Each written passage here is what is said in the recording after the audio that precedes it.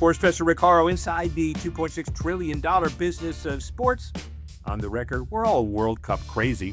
Decided to bring back one of my basically annual interviews with Don Garber, Commissioner of Major League Soccer. He was with the NFL, got to know him real well, 16 years in a variety of roles. Starts Soccer United marketing, and then in 99, he becomes the commissioner of the MLS. Boy, what a meteoric rise. You now understand that there are 5 MLS teams that are worth over $1 billion. That's all you need to say. This is not the same kind of World Cup that Alan Rothenberg had an issue with in 94 when he had to form the league. Don Garber's task now is to take the league to yet another global level, and he certainly is doing it. I catch up with him effectively on an annual basis at a variety of all-star games, and he's kind of busy this week. So in honor of the World Cup, I thought I would replay one of the best interviews we did when he was kind of in the middle of the job and celebrated his appearance in my Sport Business Handbook. But more importantly, he has become a world steward of the game. And of course, this World Cup, with the tremendous ratings and awareness and no effective security problems, bringing the 11 venues in the U.S. in harmony with 3 Mexico and 2 Canada, all of that important issues, and a person who called himself the Soccer Don. Some people said, why? Now everybody understands the leadership is unquestioned. And when you think about the amount of investment, and also women's soccer, the youth academies, international development, the transfer fees, all of the future indications of soccer point all positively to Don Garber's way.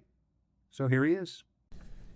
So, Commissioner, it's really important. 2 things. Congratulations. First of all, being in the Sport Business Handbook, which is more important to me than it is to you, but there are a lot of other people in there. And second of all, August 4, 20 years. Yeah. So, August 4, 1999, any idea that you'd be here 20 years from now presiding over a league where the average franchise value is $240 million and probably more, because Forbes always underestimates? Yeah, I mean, never. I never expected it, Rick. So it's been a great 20-year ride. It's been hard, but enormously fulfilling. The league's in a great spot, thanks to our owners and all the people that believe in Major League Soccer, from our fans to our players to all of our administrators. Well, watching the dynamic of a meeting like this and just sitting back and watching how you comfortably preside as any veteran commissioner / CEO would preside over a group that has ultimate confidence in you, it's got to be rewarding where, I don't want to minimize it, but a lot of this is on automatic pilot. And you can say something in a meeting and people will understand that that's the way it is without questioning it. How's that? No, that's not true. I think it's getting in theory, it's getting better. The longer you're in it, Rick, I remember David Stern once told me that, his life got easy when every single team that was around the table he had brought in. Yeah. So you have a relationship with those clubs from the time they're interested in coming into Major League Soccer through their purchase process to their ongoing engagement with their club and with their city. So, I know them all. I've known them all for a long time. When the other leagues, and I'm really not, this is not about comparing you to the other leagues, although we could make a great pro rata case over the last 20 years. We won't do that because you're not going to take the bait. 20 stadiums, 7 new stadiums, $3 billion in construction, your people say. And when other commissioners take the lead, it's we got existing stadiums, so we'll get around to trying to figure it out.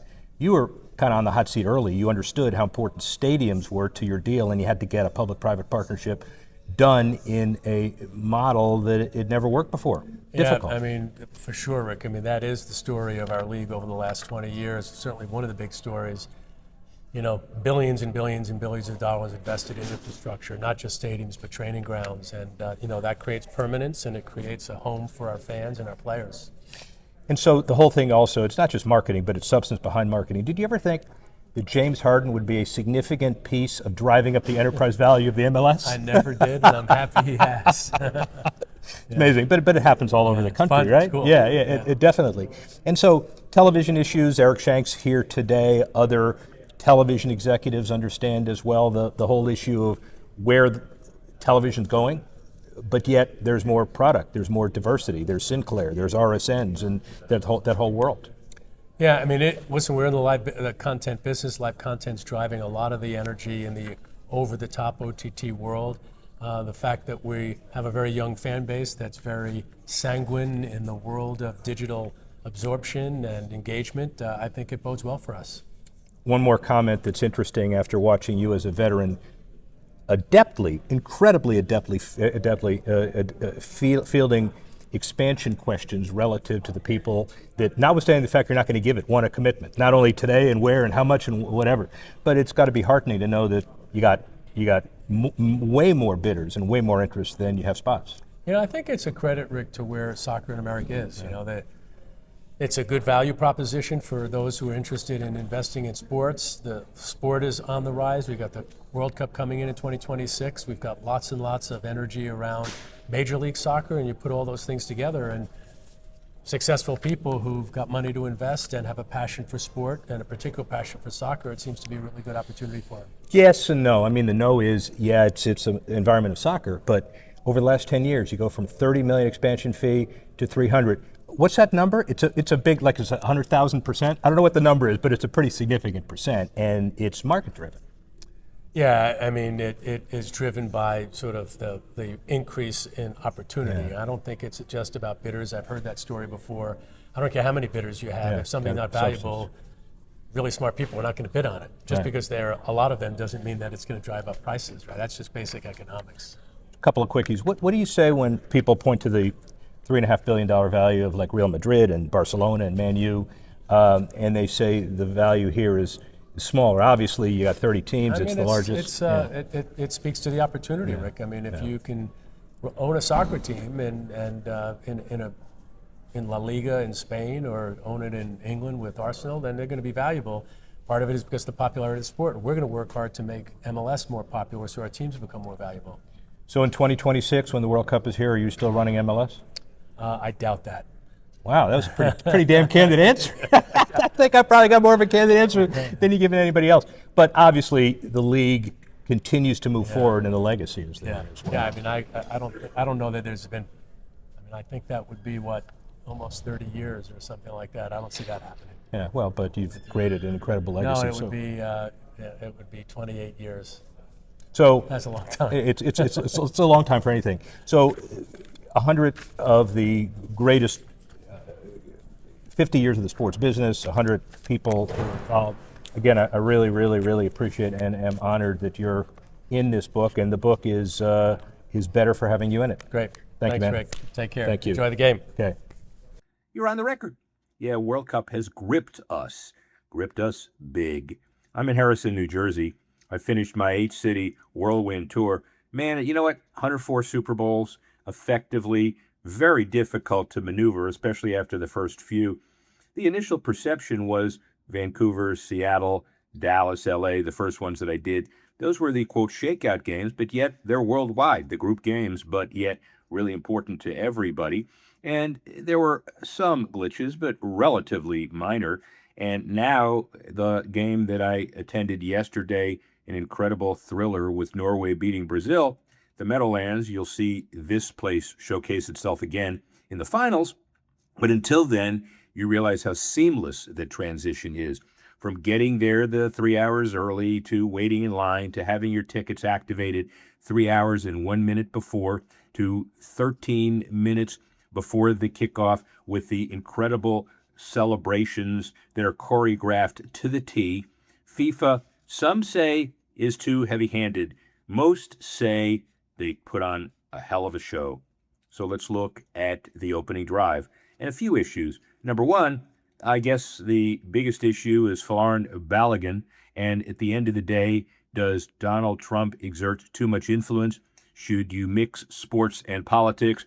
U.S. political pressure, the commercial upside of the co-host now surviving. As of this taping, they're the only ones of the co-hosts that have gotten through. We'll see, obviously, at the Monday night. But more important than that, the ratings, a bonanza. Some are upset. Belgium astonished. Of course, they would be. But at the end of the day, the whole VAR, is it appropriate to use here or not? That's one of the questions. And Rule 27, clearly FIFA has the ability to do what they did. The real question is, should they? And it's not for me to judge. It's just another amazing issue in what has been an incredible World Cup. That's number one. Number two, the viewership rises sharply on Fox Telemundo to be that whole group. 4.6 million viewers on average, up about 92% from the previous group stage. And then when you get into the knockout, it's off the charts. The big reason is 25% to 30%, according to Nielsen, are the parties, the get-togethers, the watch events. And because of that, this is an incredible positive for the future of television, streaming, and ratings and otherwise. Why? Because there have been people, Mark Lazarus and others, for years that say you don't count individual people who answer a phone and say, "What are you watching?" You count the total number of aggregate eyeballs based on assumptions. This validates it. That's number two. Number three, NBA salary cap, 164 million. The deal is luxury tax at 200.4 million. Minimum salary, 148 million. First apron, 209. Second apron, 221. The cap rose about 6.5%. That, combined with the typical name free agents, some signed, some traded, all wanting to focus, this is the time when some people, like Jeff Lurie and others in the NFL, say the NFL does a great job of monetizing hope. Look at the NBA during this period. What are you seeing? That's all I have to say. That's number three. Number four, the NBA at the same time is reshuffling. Cynics are saying they're laying off dozens of employees. Yeah, that's true, but the focus of additions at the end of the day is going to be NBA Europe and local TV business, two areas that Adam Silver has repeatedly framed as strategic priorities and very important for the next business cycle. So the one thing we know about Adam Silver and his predecessor, the late, great David Stern, they don't rest on their laurels. That's number four. And number five, Bobby Bonilla Day. He received his $1.193 million payment from the Mets on July 1, converted from a $5.9 million obligation, and the Orioles have deferred the payment through 2028. Other active deferrals include, and the Mets including that, Max Scherzer receiving $15 million for the Nationals, Chris Davis receiving $3.5 million from the Orioles. What the owners want to do is eliminate deferrals of contracts based on every deal, other than the grandfather ones, beginning in 2027. Is that going to work? Is that wrapped into the other sets of negotiations? We're going to hear more about it. That's being raised for the first time. That's number five. And at the end of the day, very important as far as a process is concerned. Let's look at the five to watch. First, number five, PGA Tour signature events, about 3.4 million for the final round viewers. Stronger data point than ever as Brian Rolap tries to create the new championship series. Arnold Palmer Invitational, again, the final round viewership, 3.3 million, up about 18%. Truist, up about 29%. Memorial, up about 9%.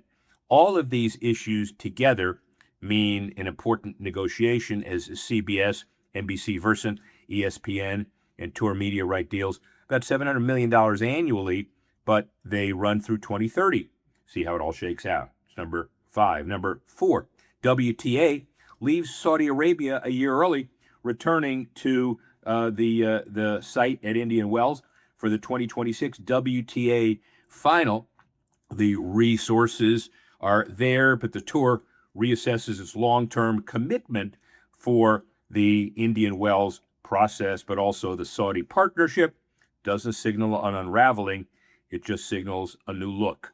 That's number four. Number three, NHL free agency. Look at the deals signed. $4.25 million deal with Ovechkin and the Capitals. John Carlson, 2-year deal with Tampa Bay, $8.85 million AAV. Bobrovsky moves, others move. And at the end of the day, the AAV, very important, premium positions. Toronto and San Jose, particularly aggressive movers, but the NHL's free agency is moving forward very well. Also, number three. Number two, BBC renews its Wimbledon rights through 2033, 6-year deal, $60 million per year, preserving the tournament's free-to-air position in the UK. SportCal reported the BBC renewed the domestic rights. Wimbledon remains one of BBC's absolute core assets that probably won't be changed as a core asset. Then finally, number one, the College Sports Commission decides in a ruling that they basically get the authority involving 18 Nebraska football players and third-party NIL agreements tied to Playfly, the school's multimedia rights partner. They said they can review these. Are they in or out of the $20.5 million ostensible budget that everybody has agreed to conceptually, but nobody follows? But the enforcement makes it clear that NIL values, sponsor specificity, affiliate entity rules remain active battlegrounds as schools try to fund rosters way beyond the $20 million. How about 40? And we haven't even started the college football season. That's your 5 to watch. I'd like to thank Callie Kuzar for helping us put this together. It's been an incredible week and even more to come in the $2.6 trillion business of sports. Sports professor Rick Horrow, speak with you soon.